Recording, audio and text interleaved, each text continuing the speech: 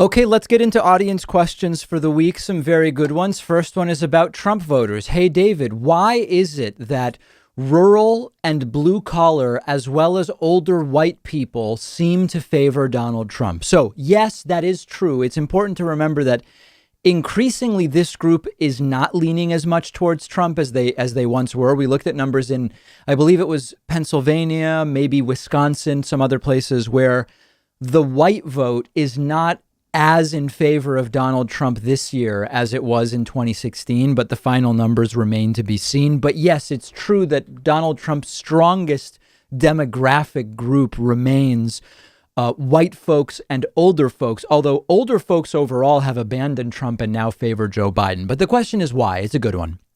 And understanding the why is necessary if Democrats don't want to make the same mistakes as they did in 2016. Now, of course, 2016 was rife with, James Comey's press conferences about Hillary Clinton's emails and foreign meddling, all these different factors. But there was a bit of a lack of understanding from Hillary Clinton and Democrats about how to talk about economic anxiety. Now, there was racism. There's this big debate over anybody saying economic anxiety explains Trump's win is ignoring racism. No, it was both. And for some people, it was more one or the other. But there's no doubt that over the last 20, 30 years of globalization, as we've seen much manufacturing go elsewhere, and the U.S. become more of a service-based economy, the people disproportionately affected by that are folks working in manufacturing jobs. Manufacturing jobs are disproportionately in more rural areas and Midwestern states and in other places like that.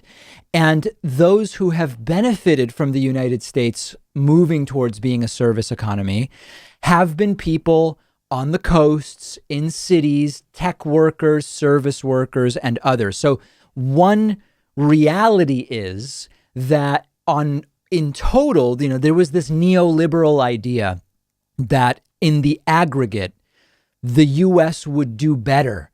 The economy would in total be better. There would be more total wealth and lower overall prices with this change of moving manufacturing out and creating service and information jobs. That happened, but it was overwhelmingly concentrated in certain parts of the country and not in others.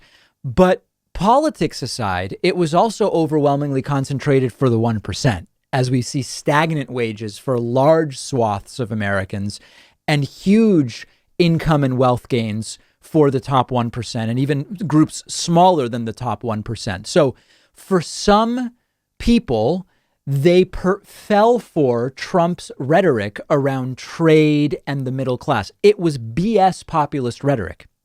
It went nowhere. But there was a group already predisposed to favor Republicans in many parts of the country, rural, older, white, who fell for it. And it has not gone particularly well for them. Now, separately, if you look at evangelical and religious voters, they also are predisposed to vote on abortion lines. Trump claimed to be anti-abortion in 2016. He still claims to. Hillary Clinton was in favor of a woman's right to choose. So for some folks, it's not actually about economics. It's as simple as abortion, which continues to be not only a voting issue, but the voting issue for many Americans. So whenever we want to look into these questions, this is part of what I spoke about earlier this week in our interview about the U.S. possibly as several countries. 331 million people. Most countries don't have this many people. And you have radically different, not just ideologies, but concerns and day-to-day life. The day-to-day life of someone who lives in Boston and works at a tech firm has almost nothing to do with the life of someone who is a rural Ohio factory worker. We speak the same language, we're Americans, etc. But these are very different day-to-day experience, both culturally and even just in the nuts and bolts logistics of it. And you can't really give one answer to any question that asks about such a broad trend in a country of 330 million people.